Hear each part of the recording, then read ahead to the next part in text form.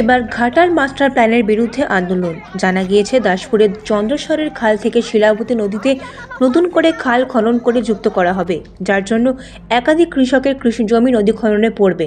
আর এখানেই রয়েছে কৃষকদের আপত্তি। আন্দোলনটা নিয়ে হচ্ছে চন্দ্রেশ্বর খনন নিয়ে।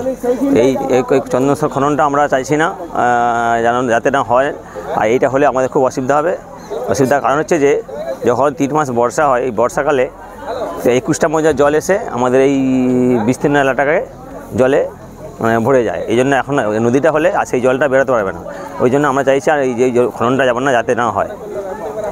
মানে এটা তো ঘাটাল মাস্টার প্ল্যানের ধরুন একটা কাজ, সেই ক্ষেত্রে অসুবিধাটা মাস্টার প্ল্যানের কাজ হোক আমরা চাই, কিন্তু আমাদের এই নতুন করে যে খননটা হয় বলছে এটা আমরা চাইছি না। আমরা বন্যা এলাকায় কবলিত হব। কেন এখানে যখন নতুন করে খনন হবে সেখানে আমাদের এই 3 ফসল জমি, আমরা চাষ মানে এখানে তো চাষির উপর নির্ভরশীল জীবিকা সব। এই জন্য যখনই জমিতে এই জলটা নদীটা খনন হবে সব জমি চলে যাবে, সেখানে আর চাষবাস হবে না। সেই জন্য আমরা চাইছি যাতে না খননটা হয়। রবি ফসলের চাষ আমরা করতে পারবো না, এখানে পুরো জলে ভরে থাকবে। সেই জন্য প্রত্যেকটি কৃষক ক্ষতিগ্রস্ত হবে। আর এইখান থেকে যে সবজি উৎপাদন হয়, যে চারিদিকের মানুষ এ থেকে সুবিধা প্রাপ্তি করে থাকে, সেটা আর পারবে না। আন্দোলনটা হচ্ছে যে চন্দ্রেশ্বর যে খালটা সেটা নদী আকারে যে নতুনভাবে কাটানোর প্রতিবাদে, সেই জন্য আমাদের এই মানে প্রতিবাদ মিছিলটা। মানে কি চাইছেন, মানে খাল যাতে না কাটা হয়? না, আমরা চাচ্ছি যে নতুনভাবে যেন না আর খাল কাটা হয়, সেই জন্য আর কি। অসুবিধাটা হচ্ছে যে ধরুন আমরা এমনিতেই একটু মানে বর্ষার জলে আমাদের এমনি ফসল নষ্ট হয়ে যায়, ঠিক আছে।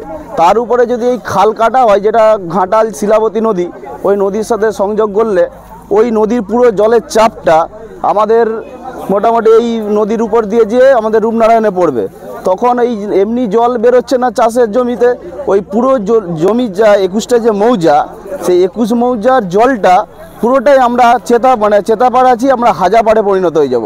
আর এই যে আমাদের এলাকাটা শস্য শ্যামলা এবং আমরা কৃষি নির্ভর মানে অর্থনীতির উপর নির্ভর করে আমরা মানে জীবিকা নির্বাহ করি, সেই জীবিকাটা আমাদের পুরোপুরি নষ্ট হয়ে যাবে এবং আমরা অর্থনৈতিকভাবে প্রচুর ক্ষতিগ্রস্ত হব এবং আমাদের যে মানে হাজার এলাকায় পরিণত হয়ে যাবে। আমার বক্তব্য যে এটা তারা তাৎক্ষণিকভাবে তাদের কেউ বা কারাও তাদের এই এত বড় যে আমাদের যে ঘাটাল মাস্টার প্ল্যান নামক যে প্রকল্প, এত বড় প্রকল্প, তারা প্রত্যেকেই প্রকল্পটি যাতে রূপায়িত হয় তার জন্য তারা আন্দোলন করেছেন। আবার কেউ যারা বলছেন তারা না জেনে কথা বলছেন।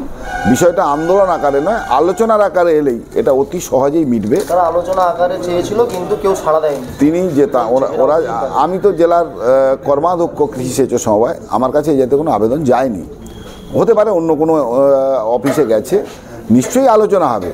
আলোচনা হবে না এটা হয় না। যার আলোচনার আগে তারা জানিয়েছে, আপনি বলছেন, আমার কাছে সেরকম কোনো এখনো পর্যন্ত আবেদন নেই। আমি তো দপ্তরে আছি, হয়তো হ্যাঁ অন্য কোথাও জানানো হয়েছে, নিশ্চয়ই তার আলোচনার টেবিল তৈরি হবে। আমি মনে করি যে এটা হচ্ছে দাসপুর, এখানে সৃজনশীল মানুষ আছেন, এখানে আমাদের কি বলবো কাজ ধ্বংস করার মানুষ এখানে নেই। তাই প্রত্যাশা যে বা যারা তারা এই এত বড় একটি যজ্ঞে যারা বাধা সৃষ্টি করছেন বলবো না, যারা আন্দোলন করছেন তাদেরকে অনুরোধ করবো এটা আলোচনায় আপনারা এসে বিষয়টাকে নিশ্চয়ই তার নিষ্পত্তি ঘটবে। আর আপনার জন্য যেমন একজন সেনার জন্য দেশ বাঁচতে পারে, তেমনি আপনাদের ছোট ছোট ত্যাগ আমাদের ঘাটালকে বন্যার হাত থেকে বাঁচাবে, এটা তাদের কাছে আমার অনুরোধ। মেদিনীপুর থেকে নিজস্ব প্রতিনিধির রিপোর্ট, ANM নিউজ। আরও খবরের আপডেট পেতে সাবস্ক্রাইব করুন আমাদের ইউটিউব চ্যানেলটি আর বেল আইকনে ক্লিক করুন নোটিফিকেশনস পেতে।